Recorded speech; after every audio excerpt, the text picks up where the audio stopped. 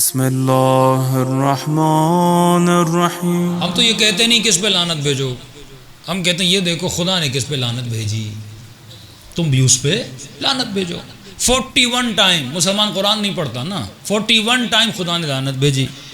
قرآن کی 18 سورتوں میں یہ لعنتیں موجود ہیں، ایک مرتبہ خدا نے سب کیا، جسے کہیں قرآنی گالی، اور اس کے بعد بھی خدا نے یہ کہا وَلَا تَسُبُّوا الَّذِينَ يَدْعُونَ مِن دُونِ اللَّهِ، لیکن تجھے گالی دینے کی اجازت نہیں ہے، کیونکہ خدا کی گالی بھی گالی نہیں تھی۔ ایک شخص کو خدا نے کہا وہ زنیم ہے، وہ بد نسب، وہ بد اخلاق، وہ بار بار اپنے وعدوں سے پھرنے والا، وہ بار بار نبی کے فرمان کی سرکشی کرنے والا۔ اور یہ کون تھا؟ یہ ہماری تفسیروں میں موجود ہے، یہ وہ تھا جس نے علی کا راستہ روکا تھا۔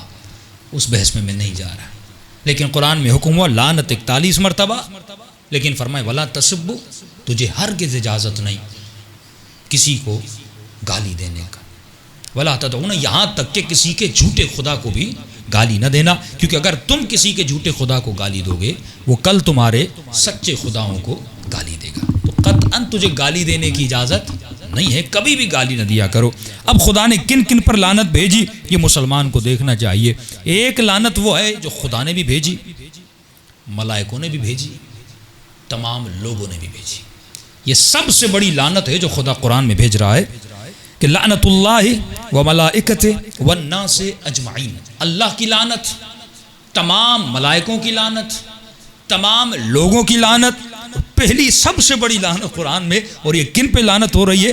فرمایا ثم فنجعل لعنت اللہ علی الکاذبین، یہ کن پر لعنت ہو رہی ہے؟ جو مباہلے میں اہل بیت کے مقابلے میں آ رہے ہیں، یعنی جو ان پنجتن کے مقابلے میں آئے گا، یہ قرآن کی دلیل ہے، یہ آئے مباہلہ کی دلیل ہے۔ کہ حبیب، لیکن یہاں پر ایک اصول بھی بتا رہا ہوں، اس اصول میں جاؤں گا، وہ بات کی بحث ہے کہ اللہ اصول بتا رہا ہے کہ لعنت کب بھیجنا؟ پہلے علمی بحث کرو، اگر علمی بحث کے بعد بھی وہ نہیں مان رہا، اس کے بعد مقام مباہلہ ہے۔ ایسے نہیں کہ دو شیعہ پر سنی لڑ پڑے اور کہ چلو مباہلے پہ چلتے، فرمایا نہیں، پہلے بیٹھو علمی بحث کرو، قرآن کی دلیل دو، حدیث کی دلیل دو۔ اگر تم نے نبی کا فرمان بھی دیا، قرآن کی آیت بھی دی، لیکن وہ پھر بھی ماننے کے لیے تیار نہیں، فرمایا اب آؤ مباہلہ کرتے ہیں، اور اللہ کی لعنت ہو جو جھوٹ بولے۔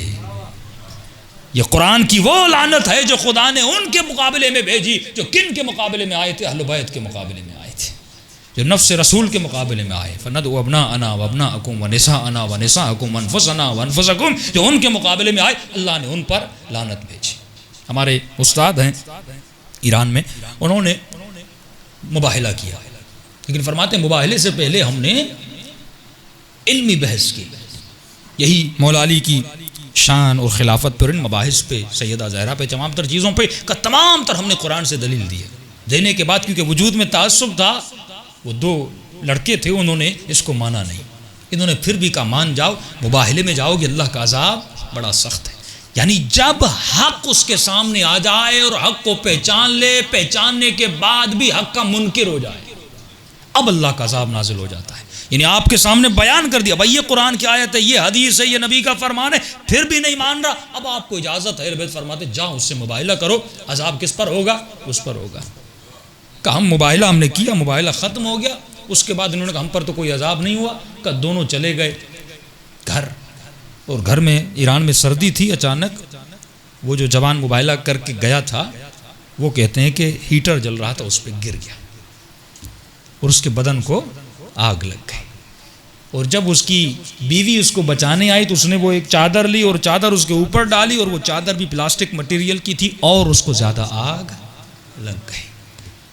کہ اس کے بعد اس کو چھپا کر دبئی لے جایا گیا تاکہ لوگوں کو پتہ نہ چلے کہ انہوں نے مباہلہ کیا تھا اور اللہ نے اس عذاب میں مبتلا کیا ہے۔ وہاں پر ڈاکٹرز نے پاؤں کی کھال اتاری تاکہ اوپر لگائیں اور پتہ نہ چلے، اس کھال سے، اوپر والی کھال سے وہ میچ نہیں ہوئی۔ کہتے ہیں مولانا اس کی بیوی فون کر کے رو رہی تھی کہ آپ میرے شوہر کو بخش دیں۔